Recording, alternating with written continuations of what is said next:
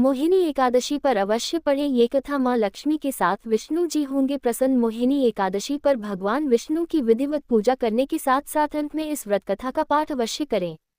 इससे आपकी पूजा पूर्ण होगी और विष्णु जी भी प्रसन्न होंगे। मोहिनी एकादशी व्रत कथा हिंदू पंचांग के अनुसार वैशाख माह के शुक्ल पक्ष की एकादशी तिथि को मोहिनी एकादशी का व्रत रखा जाता है। शास्त्रों के अनुसार साल में पहले वाले कुछ एकादशियों में से इस एकादशी का विशेष महत्व है। 8 मई को मोहिनी एकादशी का व्रत रखा जा रहा है। इस खास मौके पर भगवान विष्णु और माता लक्ष्मी की विधिवत पूजा करने के साथ व्रत रखने का विधान है।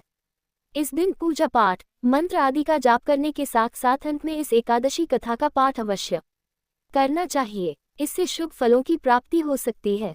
आइए जानते हैं मोहिनी एकादशी की संपूर्ण व्रत कथा।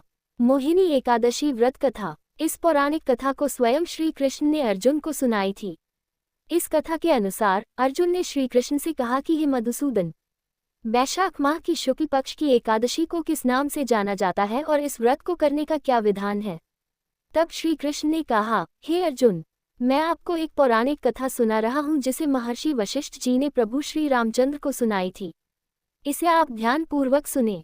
एक समय की बात है जब श्री राम ने महर्षि वशिष्ठ से कहा कि हे गुरुश्रेष्ठ, मैंने जनक नंदिनी सीता के वियोग में बहुत कष्ट भोगे हैं। ऐसे में आप मुझे बताएं कि मेरे कष्टों का नाश किस प्रकार होगा।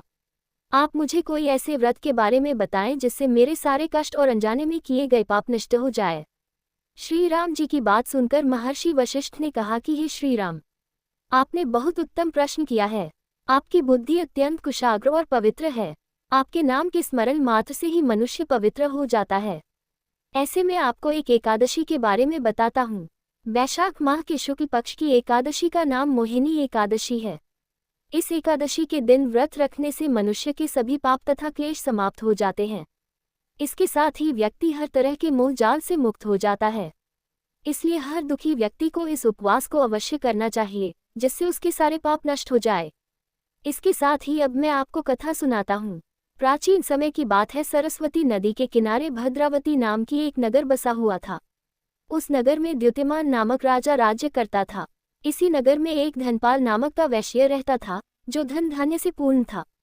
इसके साथ ही वह धार्मिक प्रवृत्ति होने के साथ साथ नारायण का भक्त था। ऐसे में उसने नगर में अनेक भोजनालय, प्याऊ, कुएं, तालाब, धर्मशालाएं आदि बनवाए थे।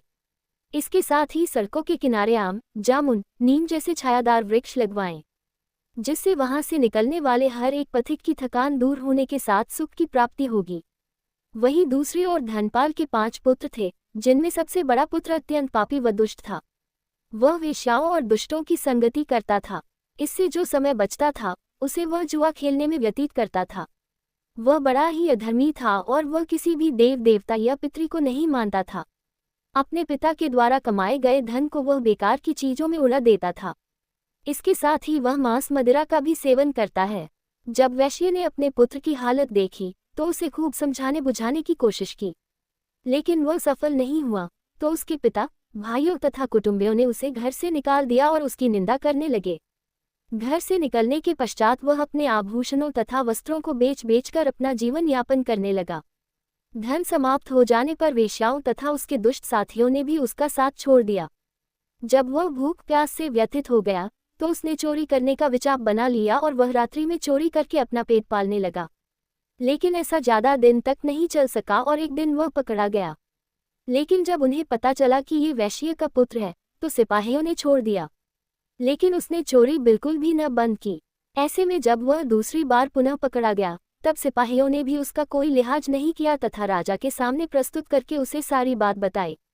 तब राजा ने उसे कारागार में डलवा दिया।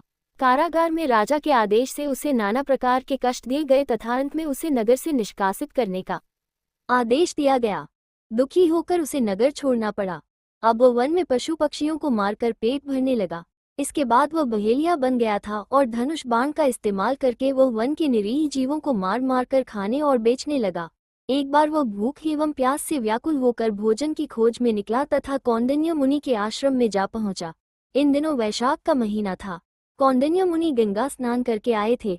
उनके भीगे वस्त्रों की छींटें मात्र से इस पापी पर पड़ गईं, जिसके फलस्वरूप उसे कुछ सद्बुद्धि प्राप्त हुई।